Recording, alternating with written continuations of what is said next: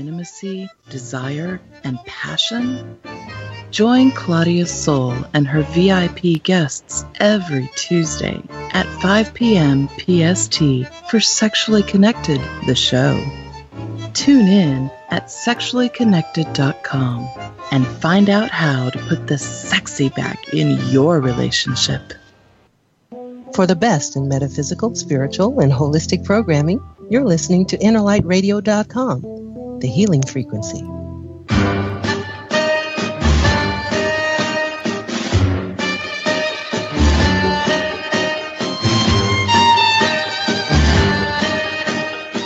Are you ready for the best sex and relationship advice on air? Welcome to Sexually Connected with your host from Sydney, Australia, relationship and sex therapist, Claudia Soul.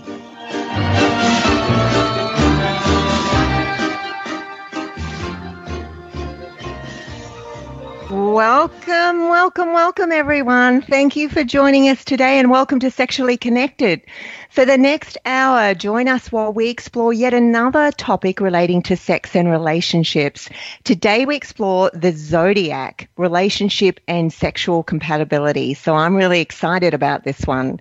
For our listeners, you can call the show and ask a question, or you can also email. To call, simply dial 310-928-7733. Outside the USA, that's +1 310-928-7733. Or email questions to questions@sexuallyconnected.com. I'll be checking those regularly throughout the show. Now, remember, if you miss some of today, catch us on iTunes, Google Play, Stitcher, TuneIn, Spotify, and iHeartRadio. All you need to do is search for Sexually Connected and our show will pop up. All right, and we're also, just so you don't forget, we're launching gold membership as of the 20th of December to the Sexually Connected site. So really excited about that one. But first of all, I want to introduce my co-host, Mr. John O'Hare, actor, producer and director from Australia, who's got a bit of exciting news. Do share, John. Well, I'm really having kittens right now. I'm very nervous, but I'm getting married this Thursday, so that's tomorrow. Woohoo! Ooh, congratulations. Thank you very much. How excitement. Yeah. It is. And you know, the best thing of all, this is me with the show, right, is that you and Hillary are coming on the show, right? So yes, we are. Yeah, we get to celebrate that all together, so I'm loving that. John, that is so fabulous. What a beautiful thing. So the whole world's going to know that now, you know. Yes, thank you. They need to know. Keep me honest. Great announcement. But as you can hear, there's another voice there, and I want to introduce our very special guest today. Sonja Francis is a certified astrologer, life and relationship coach. Her passion is for connecting with people and helping them transform their lives. This led her to train as a life coach in addition to her lifelong study of astrology. She currently serves dozens of clients across several continents via Skype, FaceTime, Zoom, and the phone. And she's also created her online community to create a daily support system that helps people all over the world with their personal evolution and their soul's journey.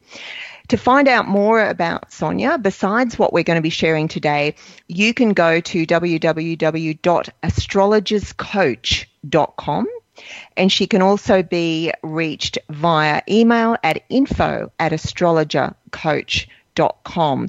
Please welcome Sonja Francis. Sonja, hello. Hi, Claudia. Thanks for having me. Oh, look, we're really excited. Me, for one, I've already got a lot of questions because unlike John, I'm not getting married. I'm single. So you want to know everything. Yeah, I need to know, which sign I might be looking for. But look, right. Tell us a little bit about your journey to start with. I mean, how did you get interested in astrology and sort of end up where you are now? Oh, wow. How much time do we have? I mean, I started in the early 90s. I was 19 years young, and I read a book about Buddhism at the time, actually on my way to Australia in the plane. And I was visiting Australia with a friend of mine on a holiday for Christmas holiday and New Year's holiday. And she had this book with her about Buddhism. And in this book, it said, as above, so below. And this is what astrology is all about. And I was like, oh, I love that. I love as above, so below, and as within, so without, like this connection between us and the zodiac, and between us and the universe. And so I started studying astrology, after my trip from coming back from Australia. Wow. Okay. Yeah. Love it. Love it. And I think, one of the things I've come to know is that it's a lot more involved than what people think. Yes. But what I'm curious about, though, is that sort of link, because you're also a relationship and life coach, which is wonderful. Yes. So how do you marry it all in, if you'll excuse the word marry? How do you make the melange? Yeah, basically, I will work with people wherever they're at and what they're needing, right? So if someone is single, I will work with them on that issue. If someone is in a relationship, I will work with them on that issue. And if someone is, dating and, kind of like not quite knowing where the relationship is going or if it's going, then I work with them on that, right? So, but I fuse astrology with life coaching in the sense that I look at people's charts. And what's important to understand is when you're not an astrologer or when you're not really versed with astrology is that, yes, there's a lot more to it than, your magazine horoscopes or your newspaper horoscopes. There's much more to astrology than just the sun sign. And this is very important to understand, especially when it comes to compatibility and when it comes to sexual attractiveness with other people. Because what you're really looking at is you're really looking at the whole chart, right? You're looking at the whole chart. And just like as a human being, you don't want to be just looking at, the person, how they're behaving when they wake up in the morning. You want to look at them, as they are throughout the day and in the evening and when they meet people and when they're alone. And, so we have different ways of connecting with the world at different times. And, we have different energies that make all of who we are. And so it's important to really look at the whole picture. And this is really why I love astrology, because it really goes very deep and it's really very detail oriented in a sense, because everybody has, lots of planets and lots of houses and lots of connections in which these planets relate to each other. So there's layers and layers and layers in which you can look at astrology and understand it. And when I work with a client, what I really do is I look at the chart and we discuss the chart, but we also talk about, some of the coaching questions and some of the things that can help the person really address certain issues that are connected to wherever they're at, in whether they have a relationship or not, or whether they have a difficult relationship, So we'll address coaching issues and with the help of astrology. So the astrology is really just a tool that supports us in understanding a little bit better how this person functions, maybe how their partner functions as well, depending on what type of reading I'm doing for them. And then talk about that and see how I can guide them to have a better connection with themselves, first of all, because, of course, our own relationship with ourselves is the number one. And then secondarily also how they can then bring that relationship to the other relationship, which is the partnership.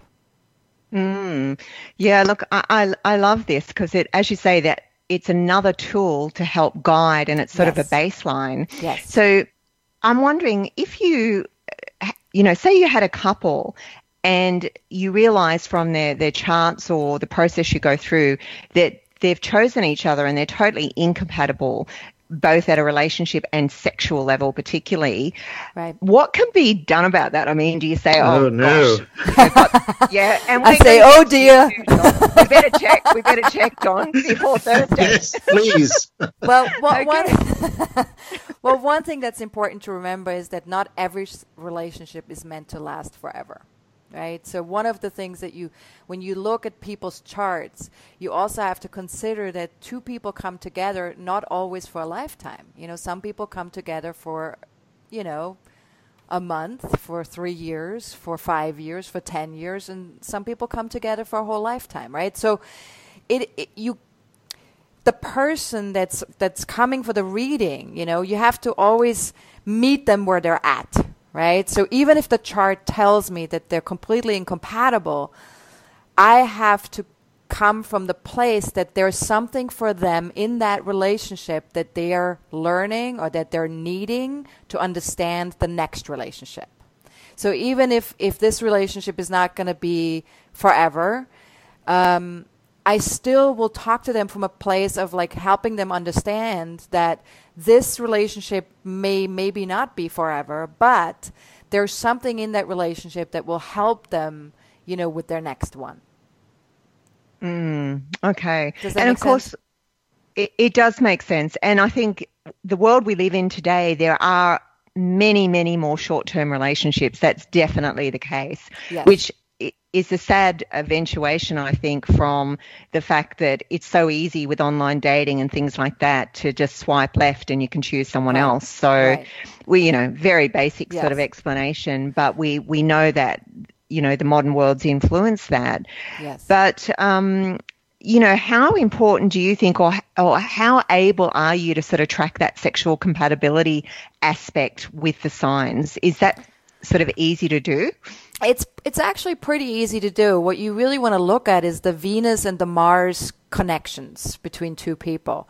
And I mean, there are other things in the chart that show other things other than just sexual compatibility, which of course you also want to look at if you were looking for a long-term relationship, because if you just want sexual compatibility but other things are not in place that need to be there for there to be a durability in the relationship or compassion and forgiveness in the relationship, then, you might have, a great sex life, but you might ultimately, not want to stay together because it just might not work, on other levels, right? So you definitely, I mean, sexual compatibility is very easily spotted by looking at Venus, Mars, and maybe Pluto as well, right? So Venus-Pluto connections, Venus-Mars connections. What you want to look at is you want to look at what type of aspect they're making to each other, what signs they're in. Like for example, if they're in the same sign, right? If you have a Mars or a Venus in the same sign of two partners, that can be very powerful because Venus, which is our love signature and our attraction factor, meets somebody else's sex drive, right? Mars. So you have that coming together in the same sign and boom, you have a really good cocktail for sexual attraction, right? But if there's nothing else in the chart that actually backs up the relationship, like, a healthy moon connection or a healthy Neptune or a healthy Saturn connection to those planets or something that connects them other than just that Venus-Mars conjunction, then these people might have a one-night stand with each other, but maybe not more than that. Or they might realize very quickly, like, oh, yeah, we have great sexual chemistry, but I really don't like this person. Like I can't connect. Like I can't feel comfortable with this person. Like I had a client that I was talking to who she had a really strong attraction to a coworker, and they had, some kind of, they hung out together and they did the deed and stuff, but they couldn't really connect. Like there was like communication wise, it didn't quite jive, and she didn't feel comfortable emotionally, like there was always this sense of like something's off, right? So she felt constantly something was off, but there was such a strong sexual connection that she kept wanting to reconnect. She kept wanting to try again and try again and try again. But, like after 5 or 6 times, she was just like, you know what? This isn't it. I can't do this any longer. And so that would be a really strong indication of someone who has really great chemistry with you, but other than that, there's stuff missing that keeps the relationship grounded and committed and durable and functioning. And of course communication is very important in relationships as well, right? Absolutely. I get that totally, because the last long-term relationship I had was exactly that. There was this amazing, strong sexual connection, but all the emotional things, I kept trying to create those and the friendship level of it, but just wasn't able to do it. So I really get what you're saying big time. And that would show up in the chart, right? Like if I looked at a compatibility chart between you and that partner, I would be able to see that's that type of a relationship where there's a lot of strong sexual connection, but in the end there's that connection is almost too much chemistry, too much chemistry, not enough actual connecting. Sonja, can I ask you a very basic question? Yes. It is very basic, but you're saying you've got Venus and Mars, so Venus is the goddess of love and Mars, god of war. And you said, but if they're compatible, that's good. But if Neptune, Pluto is not, and Mercury, then it might not be. Could you just basically explain what planets' aspects are? Yes. So like Venus is love, but what is Neptune? Right. If Neptune's not compatible, what does that mean? So Neptune is all about compassion and forgiveness, and it's our soul connection with another person. So if you're a very spiritual person, for example, then you are going to want a connection with someone where Neptune is involved. If you're a very creative person, you're going to want a connection with someone where Neptune is involved, because that will give you this sense of like that it's more than just physical, right? It's like this universal love connection. And the reason why Neptune is important in relationships, and this is not just true for people who are spiritual or creative, but the reason why it's important is because when we're in a long-term relationship, the thing that we need to be able to do is we need to be able to connect from the heart to another person. We need to be able to forgive. We need to be able to be compassionate with another person. And if we're not capable of doing that in a relationship, then it's probably not going to last, or it's going to be miserable and you're going to suffer, because you're going to what does that picture look like? Sorry? Well, what does the picture look like when you're looking at a chart, and where would Neptune be? It's not in the same star sign, sun sign, or right. So if Neptune connects to any of the other person's personal planets, so that would be the Sun, Moon, Mercury, Venus, Mars. Those are the personal planets. So if Neptune, because Neptune is an outer planet, right? It's a collective planet. If that Neptune connects to any of the personal planets in a favorable way, like the strongest one would be the same sign, right? So that's a conjunction. So if it's in alignment in exactly the same sign and very close in degree, that would be the strongest one. But even like a trine or a sextile, which would be what's called a harmonious aspect in astrology. So if it has a harmonious aspect to one of your personal planets, that also would indicate that there is an ability for compassion, an ability for forgiveness with each other, right? And so that would be Neptune. Now, Saturn, for example, would be about durability and commitment. So you want to see a strong Saturn connection with another person, especially like with the Sun, for example, or with Mercury in some way, but in a harmonious way would be favorable. So if it's a alignment or a trine or a sextile or a harmonious aspect, that would be the best. Now, when it comes to Venus and Mars, for example, the aspects don't matter as much. So even if you have a challenging aspect with Venus and Mars, that can actually show sometimes even more attraction to the other person. So if you have an opposition, right, like opposites attract, right? Yeah. So if you have an opposition, a Mars opposition or a Venus Mars opposition with a partner, that can be extremely strong and very magnetic. Or if you have like a Venus-Pluto opposition or a Mars-Pluto opposition. Well, Mars-Pluto can be a little bit volatile, so you might not want that. But Venus-Pluto can be very magnetic. Or a square, for example, which is a kind of considered a challenging aspect in astrology. With a square, you will still have a very strong attraction to the other person, especially if Venus and Mars is involved. but it will be sort of like a push-pull attraction. So you will be constantly going back and forth between being really close and like pushing apart again, and being really close and pushing apart. So it will feel it can be a little bit dramatic sometimes, and it can be frustrating. But there can be a very strong physical tension that you can experience with another person when you have that square, And especially if you have that natally in your chart already, right? So for example, I have a Venus-Mars square in my natal chart by myself. Like that's just my own chart. So having that in my own chart, I like a relationship that has a little bit of a push-pull to it. I don't like a relationship that's completely peaceful and harmonious. That would be completely boring to me. So I, as a person, right, as far as my own relationship goes, I need that. So I need a partner that can actually give me that, and it can live up to that to a sense, right, and can take it too. That is comfortable with that type of a relationship. So you have to also know what your own chart requires, because if in your own chart you have certain aspects that require sort of like more of a juicy connection with another person, then you need a partner that can fulfill that. I love this.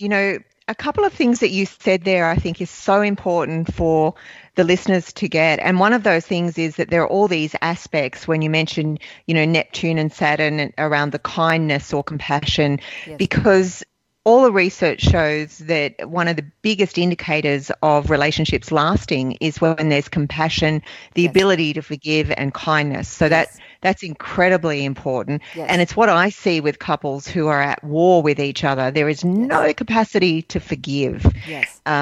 And that often goes wrong. But the other thing I love about what you do, and I think everyone should go to you to get one of these readings before they even go into a relationship, or if they're thinking of doing it, because I almost these days feel that when you have some information that tells you, yes, this person is compatible with you and these are the different levels, that belief that you carry around with you in itself is a really strong motivator, because you already believe before you're even starting the commitment that you are compatible. Yes. And human behavior tends to indicate that when you've got that belief, you'll carry it out. Absolutely. So I love it for that reason. But, John, would you like to hear, I know Sonja won't be able to read charts and things, but for yourself and Hillary, what's the compatibility? Do you want to hear that? Yeah. Well, I'm a Libra, of course, getting married on Thursday. I've got 24 We're cutting it a little close, are we? Well, my moon is in Aries and my sun is in Libra, so I'm a Libran. Okay, October hold on, 15th. let me just write this down. So moon in Libra, or sun in Libra? Sun in Libra, moon in Aries. Ah, so you're full moon baby. Very nice. Okay. And Hillary is Virgo, and she's the 2nd of September. 2nd of September. Do you have any idea about Venus and Mars placements in your charts? No. No. Okay. Do we have her moon sign at all? No, I don't. She was born on the 2nd of September, 1963, but, 1963, so I'd have to kind of look that up real quick. Just from the sun and the moon, what I can tell you about you, John, is that you're someone who need relationship. Like you learn through relationships. Like this is your thing. Like full moon babies, and I'm a full moon baby too, by the way. Full moon babies, they basically need to interact with other people and need to learn through having this mirror back thing, when you're in a relationship, other people mirror back to you certain things about yourself that you didn't know yet. Right? Yeah. And sometimes that can be not so pleasant. And then other times it can be very pleasant, but sometimes it's not so pleasant. But that's your way of learning. So actually for you to be in a relationship, and then of course also being a Libra sun, that's in this lifetime for you is all about learning through a relationship, and that's your thing.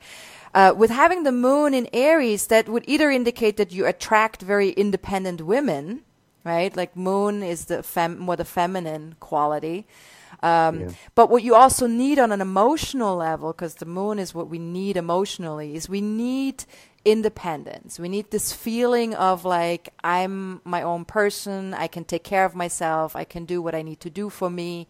And that's something that is something that you experienced also in your upbringing, you know, like with your mother. And also I would say that your mother and father were very different from each other. Is that true? Like, were they pretty opposite indeed. of each other? Yeah. Because that's usually happens with full moon babies, is that the sun represents more like the father energy and the moon represents more the mother energy. So they usually, when there's an opposition like that, the parents are very different from each other in energetically speaking and how they do things. So you feel a little bit pulled sometimes, which do you want to be more like your mom? Do you want to be more like your dad? So there's like a back and forth a little bit that happens, and you have to sort of find a merging of the two energies and find a way to be both. You have to be your father and your mother together, in a sense. Does that make sense? It does, yeah. And mum's a better dresser, so... Excellent.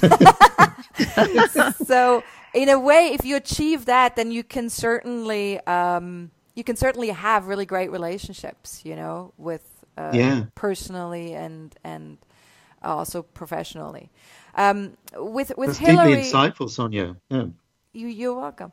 With Hillary, because we only have her sun sign, I would have to like pull up her chart, and I'm happy to do that. Like maybe after the radio show, because it would maybe take a little bit too much time for me to do that right now. Sure. But yeah, I'm happy to talk a little bit more to you about it. If I know what her moon sign is and her Venus and her Mars, you know, we can talk a little bit more about it for sure. Well, thank you. That'd be lovely. You're welcome. Wow, fantastic. Well, look, you know, I have a question, because there's also an emailed question in here too about compatible sexual signs. Yes. Actually, I might do the listener's question first. Sure. They've emailed in and said, what's the most compatible sexual sign for a Leo and why? Well... That's a great question, because Leos are very sexual, so so they would want to know that.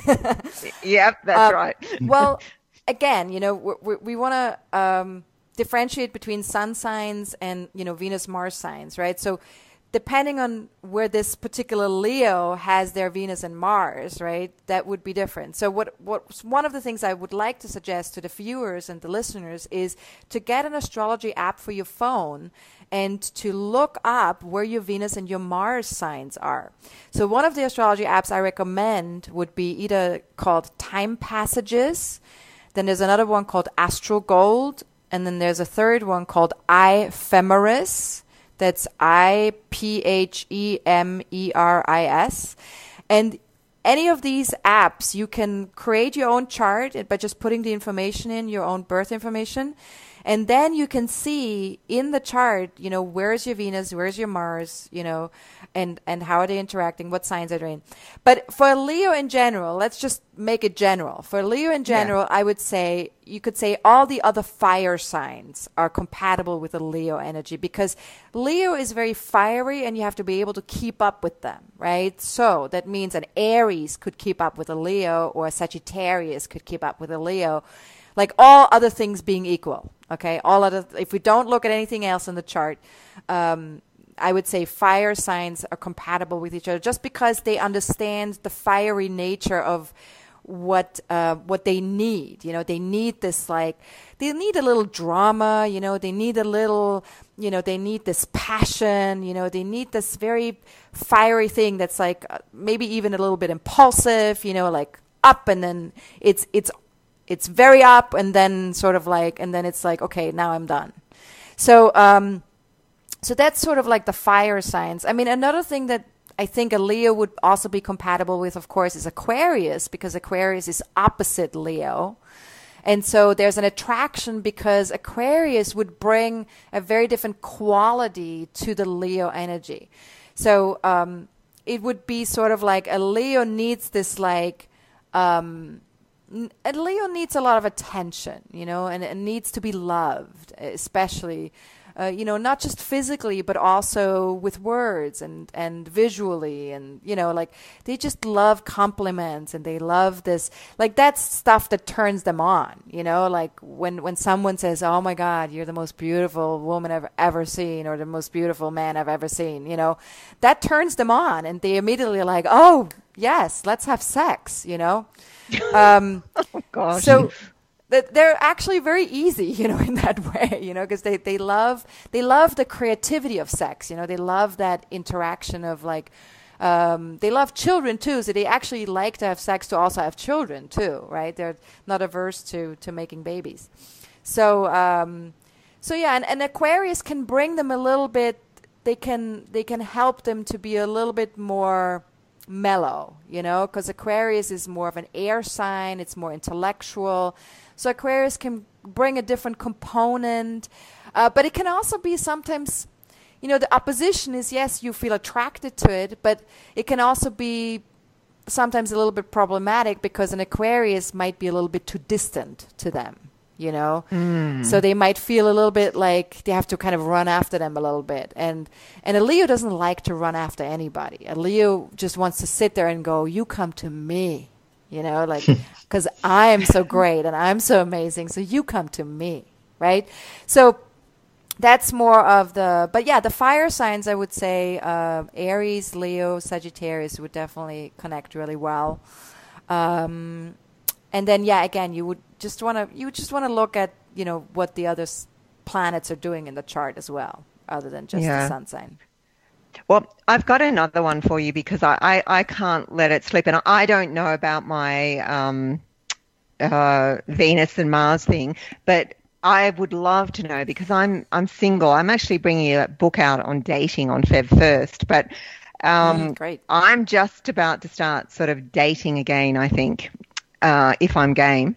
And so I would love to know, I'm a Piscean and I was born on the 15th of March. Mm-hmm. I think my moon is in Cancer from memory. There's a lot of water and stuff going on there. Mm-hmm. So just generally, what would be my most compatible signs, for a sort of a long-term relationship, kindness and sexual compatibility? What would you recommend, Sonja? So if you have a lot of water in your chart, you definitely want to be with someone who can give you some grounding or who can also understand the water. So one thing that helps with grounding for the water signs are the earth signs, right? So Taurus, Virgo, and Capricorn. And in particular Taurus, because Taurus is very capable of being very central and very slow moving and is going to be able to be very steady fast, like that's a person who's going to be very capable of understanding the mercurial nature of water, because water is very sort of like, it can be sort of up and down, it's like ebb and flow, right? You can think of the ocean when you think of water, right? It has a lot of depth, but it can also be unpredictable sometimes, and sometimes it can be overwhelming, when we have a lot of water.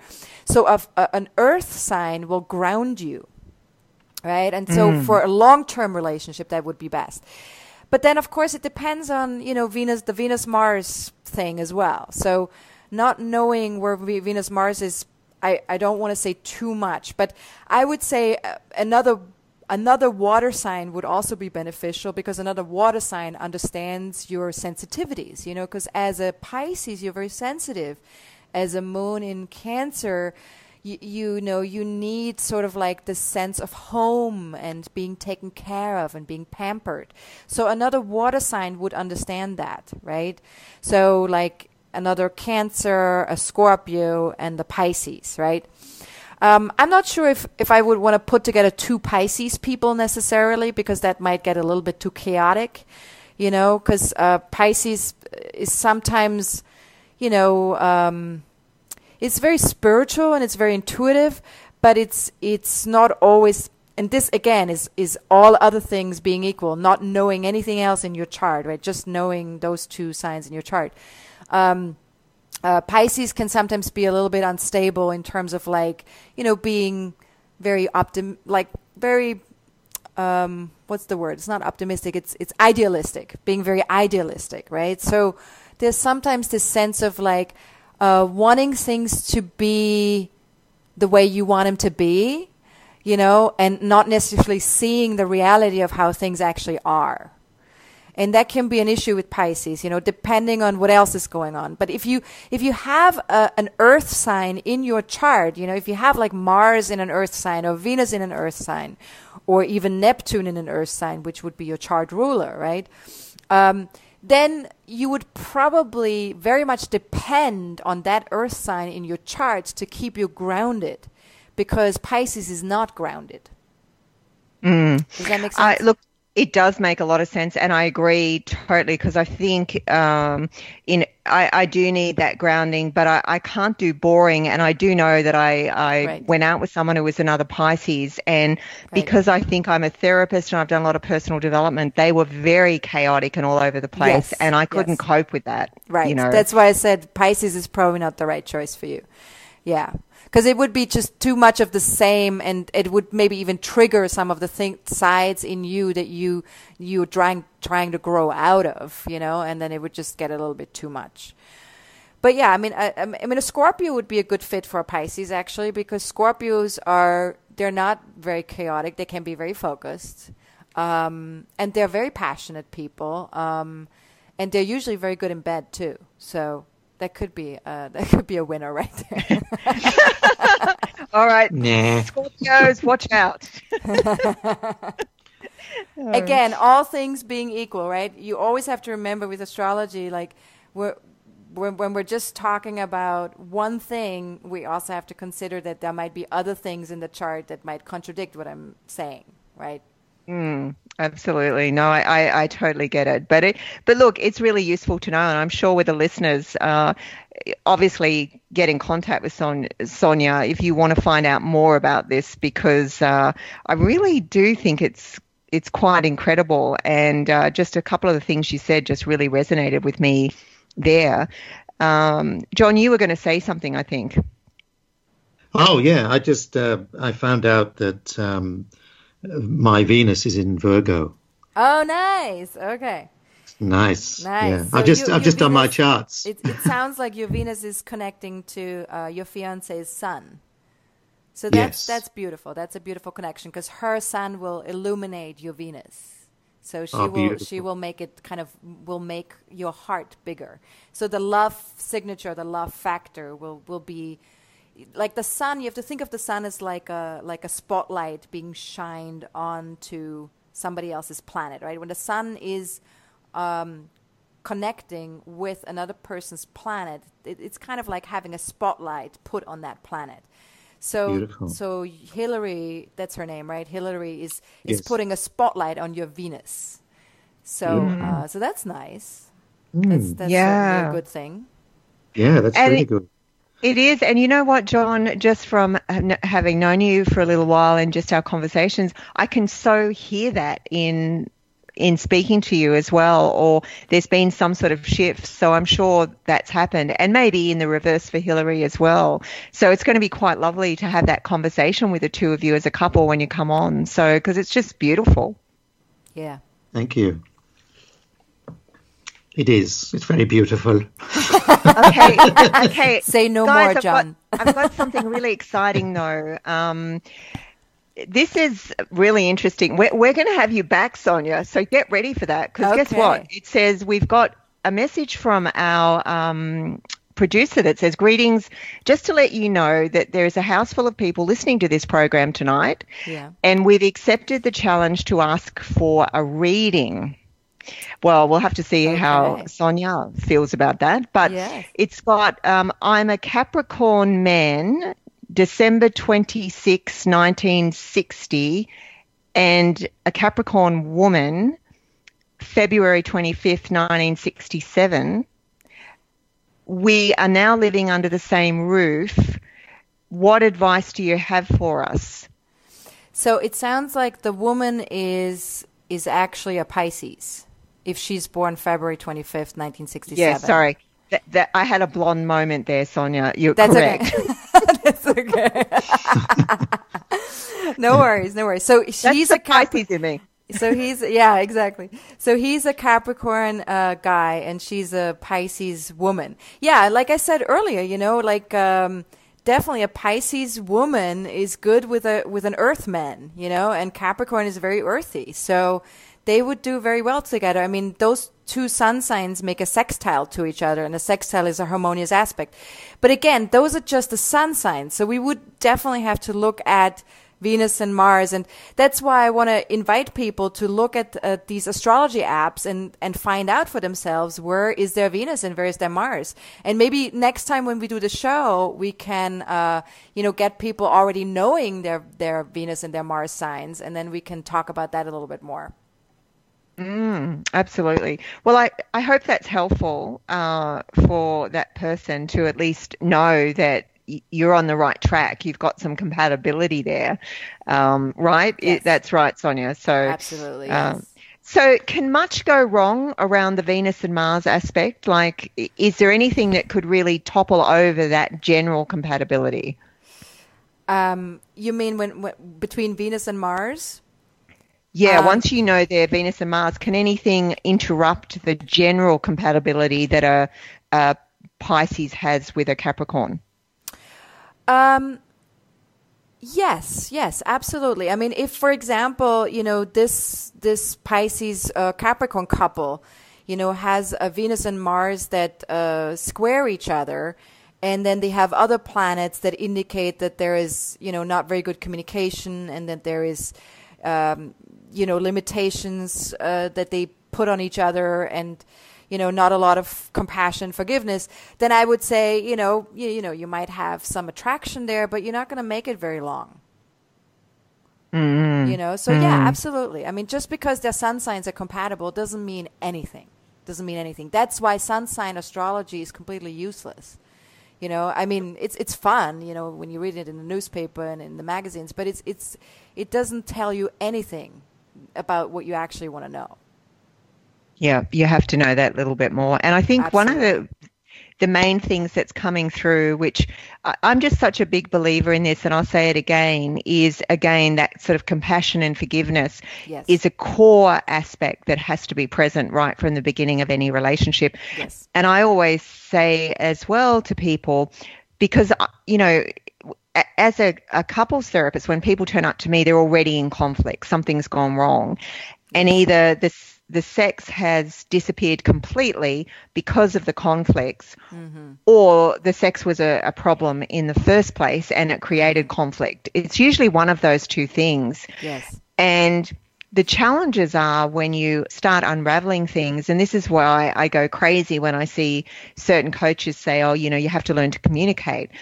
Well, yeah, you do. But the thing is, if you've got very different value systems underneath, yes, and there's not that capacity for forgiveness, you can communicate to the cows come home. It generally only leads to more conflict. Right. Absolutely. I agree 100% with that. Yeah, absolutely. And that's why the Neptune placement is so important in looking at that in combination with Venus, Mars, and everything else that's in the chart. Absolutely. Yeah. I've always wanted to ask someone with the knowledge, what is a transit? So a transit is how the planets are currently lined up, right? So right now the sun is in Sagittarius. And so basically the transit would be, if you look at your own birth chart and then you look at where the sun currently is, and you look at the relationship between where the sun is currently and your own birth chart, you can see that the transiting sun, which would be in Sagittarius right now, is making a sextile to your natal sun right now. A sextile being a harmonious, opportune aspect. Right. So there's an opportunity there for you right now to expand, to grow. You only use the transits when you're doing current, making a comparison. Yes. So what the transits are there for is that you look at what's energetically currently going on and how does that relate to me. So when we talk about general transits in like horoscope, forecasts, you would talk about generally what's going on, what's the sun doing right now, and what's Venus doing right now, and blah, blah, blah, and how do they relate with each other. That's the general transit. But then you can also use these general transits to see how do they connect with my birth chart, my personal birth chart, and what does that mean? And so then we get an idea, okay, what are some of the opportunities that are coming my way right now or within the next 3 to 6 months? Or what am I experiencing energetically right now? Where are some challenges in my life right now? And how long will these challenges last? And what are these challenges about? What does that mean for me? Where do I need to grow, or where do I need to be more creative in my life right now to overcome these challenges? And what I love about astrology, and especially with the transits, is that it can really show you, what kind of phase you're in and how long that phase is going to last. Because very often when we're experiencing certain energetic phases, it can be sometimes a little bit disconcerting, and you're like, oh my God, like I've been in this for like 3 months now, and like I can't seem to get out of this. What is going on with me, right? But then with astrology, you look at this and you go, oh yeah, the transit will begin here, it will end here, and that's when this transit will be over. So you can tell a client that, and they will be like, oh, God, thank God. I can't wait for this to be over. So when you're born, you're given a score according to the alignment of the planets. So it's almost like a musical score, and it's a vibration. Yes, exactly. And the transit would be in harmony or not. Yes, exactly. With your score. Is that right? Exactly. That's exactly right. Beautifully said. Yes. You must be an artist. How did you guess? How did you guess that? Well, I mean, Sun in Libra would indicate someone who is artistically talented, as well. But just from what you said and how you said it, I mean, you're probably a musician, right? Yes, that's right. Yeah. Is there an aspect of just basic attraction with signs? Like, for instance, with me as a Pisces, I find that I attract endless amounts of artistic people toward me. Yes. Which is why I have friends who are actors. I've got painters, authors. Yes. They just come at me. So that's a real thing. Absolutely, yeah. No, because Pisces is a very spiritual, very creative sign. So the type of people you would be attracting would be in that flavor, because it's your energy, right? Your energy will attract that energy. Right. Okay. Yeah. Because you can only attract what already exists within you. You can't attract something that's not inside of you. Got you. Okay. That would explain why I attract a lot of artists. I've been out with several painters. Absolutely. Yeah. And then also depending on where the sun is in the chart, if you have the sun in a relationship-oriented house in your chart, then that would explain it even further, because then that's why you're attracting those people, because they're in your relationship house. Okay. So for, a couple, for instance, what can go wrong if if two people come together and they're not compatible? Yeah, I know. Lots can go wrong. And they're not compatible sexually. But my question is more, I know lots can go wrong, but the question is more actually, how do you use the zodiac or astrology coaching to be able to help them with that, so they don't just go, oh, well, we're the wrong sign, everything's going wrong, we need to go and find the right sign, that you can actually help those two people using astrology? What would you do in that situation? It's a very complex question, because I mean it really depends on what the actual situation would be between those two people. I mean, if a couple comes to me and I see right away that they're not sexually compatible at all, and but they have other things that keeps them together. Obviously, there has to be something that keeps them together. Otherwise, they wouldn't be in a relationship with each other, right? I would talk about that. I would talk about what it is that keeps them in the relationship and why they are in the relationship with each other. And I would ask a lot of questions as well. I think it's very important to not just tell people, what the chart says, but also make sure that you engage them in a conversation, because the chart itself shows energy, how energy works. But this particular energy that I see in the chart can also be lived out in different ways. You know, people's consciousness plays a huge part in how people play out a particular sign or a particular planet. If someone is very unconscious, they might play out, a particular Venus combination in a very different way than a person that is more conscious in their own lives and in their own relationship with themselves. So it's very important to have a conversation with people, and to ask them questions and see where they at with what I'm seeing in the chart. Do you know what I mean? I have to say, and I'll just say this and then we'll talk a little bit about your member site, Sonja, but I do see a lot of couples these days that, particularly wealthy couples, that don't want to break up because of the wealth. Yeah. That's a big issue. It's like, well, that's going to cause so many problems. They're in companies together and all sorts of, it's very complicated. Sure. But they don't have a lot, in terms of relationship commonality. So it's, I get presented with this reasonably regularly, and it's like, oh, right. Okay. It's like, you want me to create a relationship for you guys that's not there, know, so that you can not have to break up. Right. That's a challenge. Oh yeah. I mean, I would say to that, first of all, when you're in a relationship that's not satisfying to you, the first place to focus is the relationship that you have with yourself.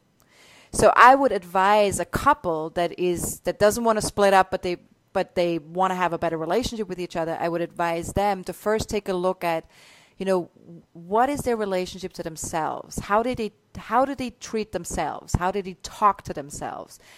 How do they interact with themselves when it comes to challenging situations?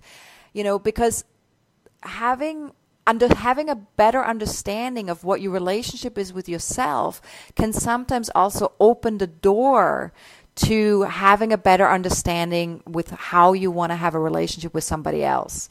Because a lot of people are in relationships for the wrong reasons. They think they can get something from the other person that they're lacking or missing themselves. But what they're really looking for is they're looking sort of like to get this, to whatever they're wanting from the other person is really something that they need to be giving to themselves. It's not something that they can get from the outside. But of course, we're not, nobody tells us this growing up. We don't get a crash course in relationships, not from our parents, not in school. So we do the best we can, of course. And so we think that, if I want more security and there is this person who has a lot of money, then I will be secure. I will feel secure in the world. Or it could be emotional security, right? If I want emotional security and there's this person who is like a very steady, emotionally secure person who can give me the sense of, security emotionally, then this is it. And then that's what I want. But of course, if there's no evolution within yourself, and you're not starting to also give these things to yourself at some point, then that relationship is going to start to suffer. Because you keep demanding and expecting from the other person to give you something that you really should be giving yourself. Absolutely. And that's why so many people, just to say, Sonja, that was like $1 million advice, because it's, you definitely taught my language. But It's also why when you often ask people, well, what do you want? Right. They can't answer that question. They can tell you what they need. Yes. But they can't tell you what they want. And those two things are very, very different. So everything you said then is just incredible advice to take on. Work on the relationship with yourself. Know yourself really well. Yes. And as I always say to people, don't jump from one relationship to the next. Take a good break. Learn to be just with you. That's the easiest way to get to know you. But I would love you to tell us a little bit about your membership site, because we've got about 5 or 6 minutes to close. So let's devote it to that so so the listeners know how to get in touch with you, and if they want to become a member, what do they get? So I have 3 different membership levels, and the very basic membership level is really just where you get a weekly astrology advice about what the transits are doing and how that could be relating to your chart, and how you can, I have 2 videos each month that I do about the new moon and the full moon. And so I talk about, basically in these videos, I talk about what to expect for the next 28 days or for the next 2 weeks in terms of that moon phase, and how we can start to engage with the energies at play, right? Because what I do, since I'm a coach, I ask questions. So what I do in my videos, I will ask coaching questions that I invite people to work with. So I will say, meditate on these questions, or journal on these questions, or just allow these questions to be in the back of your mind for the next 2 weeks or for the next 28 days to see what comes up, to see how am I actually engaging with the energies that are currently going on. And this is very helpful, because that way you can really have an active connection to what's currently going on in terms of the transits, and you're not at the effect of the energy, but you're actually working with the energy. So there's the basic membership that gives you that, and then there is the second membership, and the basic membership is called the universal membership, and then the next membership up is called the star membership, and the star membership gives you everything that you get with the universal, but you also get a monthly forecasting forum that you can participate in, where we take each person's chart and we look at what's going on each month in relationship to your own birth chart. So this is a little bit more for people who are more interested in diving a little bit deeper into astrology and wanting to know their own birth charts a little bit more. You also get a lot of discounts with that membership, because you get discounts, 20%, 15% discount on all my soul-based astrology courses. You get a 10% discount on all my astrology readings that I have. And, one of those readings would be like a compatibility reading or a relationship reading. So you get discounts on that with the star membership. And then you get a bunch of other things as well. I think some articles, and, you get like a Chiron course, and you get the intro to soul-based astrology. There's little bonuses that come with it as well. And then there's the third membership, which is the superstar membership. And that one gets you a ton. I mean, that's really the highest value of all. You get everything that you get in the star membership, plus you get monthly coaching sessions with me every month. You get one reading per year that you get. You also get bigger discounts. So you get a 20% discount on readings. You get a 25% discount on soul-based astrology courses. And you get the first soul-based astrology course for free as well. So that's the basics course, which teaches you everything you want to know about your birth chart. So that's a 6-week course. So that last membership is really like super duper lots of value. And right now I actually have huge discounts on all memberships. So there's between 40 and 60% off of all memberships right now, because I just started the online community. So I'm still finagling a couple of things with the memberships and trying to make it even better. Fantastic. And the website, Sonja, I just don't want us to lose that information. Yes, so, and where do they go? AstrologerCoach.com. Astrologer, like with an ER at the end, AstrologerCoach, COACH.com. AstrologerCoach.com. Wow. Okay, so there's so much value, and for that top, the star package, the top one, what is it? What's the normal price, and what do they pay at the moment? Right. So the normal price would be $89 a month, and right now it's $49 a month. Okay, wow. So that's incredible. And they get so much in that too. So, and actually, I wanted to offer something for anybody who's listening to this recording or live. I wanted to offer 1 month for free for the star or superstar membership. If you send me an email to info@astrologercoach.com and you put sexually connected in the subject line. Okay, fantastic. So info@astrologercoach.com. Yes. Mm-hmm. All right, and put sexually connected in, and that offer will be available to you. Yes. Sonja, I just want to thank you for being on today, and I'd love to have you back at some time. I've just found this fascinating and just such great value. Yeah, would love to have you. John, closing thoughts from you as we will get faded out in a minute. Closing thoughts. Just absolutely fantastic, Sonja. It's been an absolute pleasure. I've learned so much today. Thank you. Thank you, John. Thanks, Claudia. It was a pleasure. That's okay. Any closing comments from you, Sonja, that you'd like people to know? Just know that there's more than your sun sign.